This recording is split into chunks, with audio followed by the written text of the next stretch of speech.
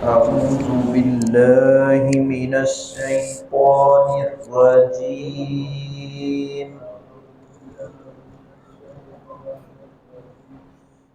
بسم الله الرحمن الرحيم.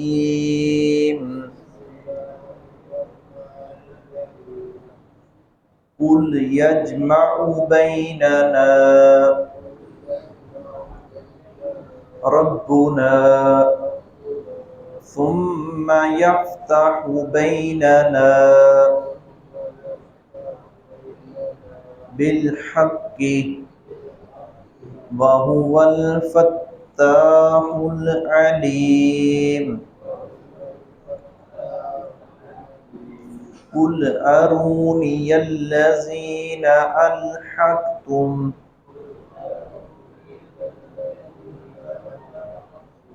به شركاء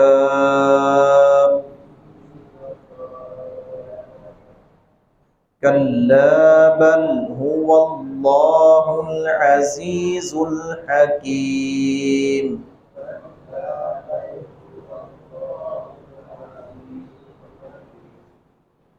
اللہ رب العزت نے گزشتہ آیات میں جہاں توحید کے حوالہ سے بیان کیا ہے، اسی طرح آخرت کے حوالہ سے، اور حضرت داؤد علیہ السلام اور حضرت سلیمان علیہ السلام انہوں نے اس مشن کو جیسے خوبصورت انداز سے آگے بڑھایا ہے، اور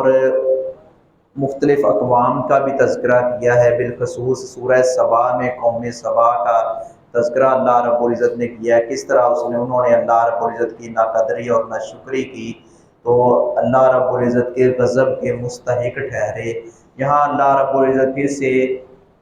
آخرت کے بارے میں بیان فرما رہے ہیں، اور ان لوگوں کی تردید جو معبودان باطلہ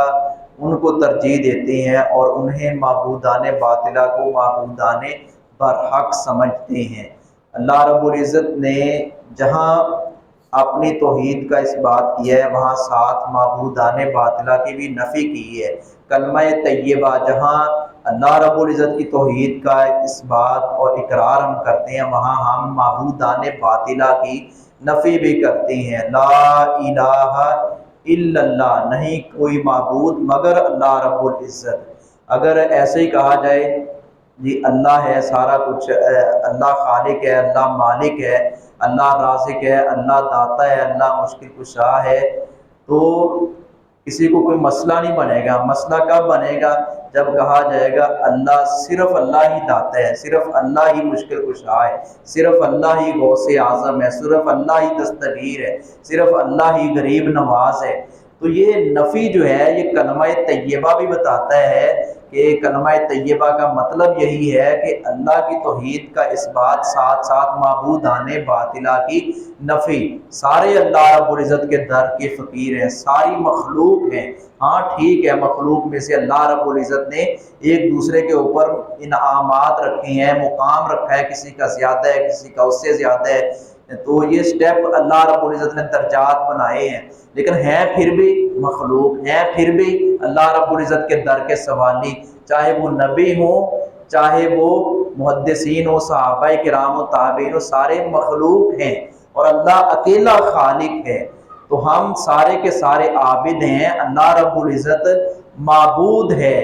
ہم سارے کے سارے مخلوق ہیں، اللہ رب العزت خالق ہے۔ تو اس خالق کی قدر اس طرح کرنی چاہیے، اس کی عبادت اس طرح کرنی چاہیے جس طرح عبادت کرنے کا حق ہے۔ قل کہہ دیجئے یجمعو جمع کرے گا، بیننا ہم سب کو، ربنا ہمارا رب۔ قیامت کا تذکرہ ہو رہا ہے کہ ہمارا رب سب کو جمع کرے گا، جو بھی دنیا کے جس کونے میں بھی، جس مٹی میں بھی ملا ہوا ہے، چاہے اس کا عضو الگ الگ ہی کیوں نہ دفن ہوا ہو، اور وہ بنی ہوئی راکھ اللہ رب العزت کے حکم سے وہ ہڈیوں کے ڈھانچے، وہ ہڈیاں کٹھی ہو جائیں گی، وہ گوشت پوست اس کے اوپر آ جائے گا، گوشت پوست آ جائے گا، وہ ایک پورا ڈھانچہ، پورا انسان اصلی شکل میں اسی طرح دوبارہ ہو کر سارے جمع ہو جائیں گے، اور ایک اللہ رب العزت کے حکم سے جمع ہو کر اس پالنہار کے پاس سے جمع ہوں گے، سب جواب دیں گے، ثم پھر یفتحو بیننا، وہ فیصلہ کرے گا ہمارے درمیان، بالحق کی، حق کے ساتھ وہ فیصلہ کرے گا، اور ہر ایک کو اس کا جزا سزا ملے گی، جو اس کے اچھے برے کرتوت ہیں اس کی جزا سزا ملے گی، سب کے درمیان حق کے ساتھ فیصلہ ہوگا۔ وَهُوَ الْفَتَّاحُ الْعَلِيمُ، وہی ہے خوب فیصلہ کرنے والا، العلیم خوب جاننے والا۔ قل آپ کہہ دیجئے، ارونی الذین، تم دکھاؤ مجھے وہ معبود الحق تم جن کو تم نے ملا دیا بھی شرکا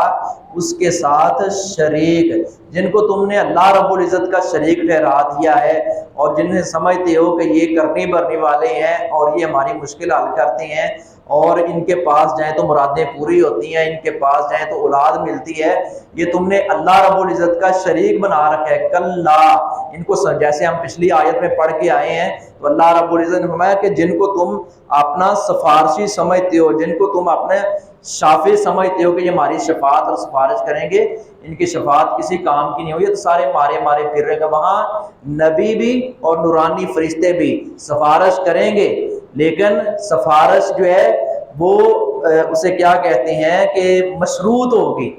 شفاعت کی اجازت ملے گی اللہ کے حکم سے، اللہ اجازت دے گا تو تب، اور یہ قید اور مشروط بھی ہوگا کہ کن کن کی کرنی یا کن کی نہیں کرنی۔ جب انبیاء کرام اور فرشتے اللہ رب العزت کے حکم کے پابند ہیں، ان کو حق حاصل ہے، اور وہ بھی اللہ رب العزت کی اجازت کے ساتھ، اور وہ بھی محدود، پھر دوسروں کی تو اللہ رب العزت نے نفی کی ہے کہ جن کو سمجھا جائے یہ ہمارے سفارشی ہیں، چاہے اس نے کبھی نماز چکھی ہو، چاہے روزہ رکھا ہو نہ رکھا ہو، چاہے وہ اس نے کوئی اچھا کوئی اخلاقیات کا حامل ہو نہ ہو، کبھی کوئی تمیز نہیں کی، اور ان کو ہر ایرے گہرے کو سمجھ لیا کہ یہ ہمارا سفارشی ہے، جبکہ یہ سفارشی نہیں ہے۔ وہاں سفارش انبیاء کی، فرشتوں کی، جو اللہ رب العزت نے یا رسول اللہ صلی اللہ علیہ وسلم بیان فرمائی ہے وہ ہوں گی، لیکن وہ مقید ہوں گی، وہ مشروط ہوں گی اور اللہ کے حکم سے ہوں گی۔ ان ایرو گہروں کی سفارشیں وہاں کوئی کام نہیں آئے گی، یہ تو وہاں خود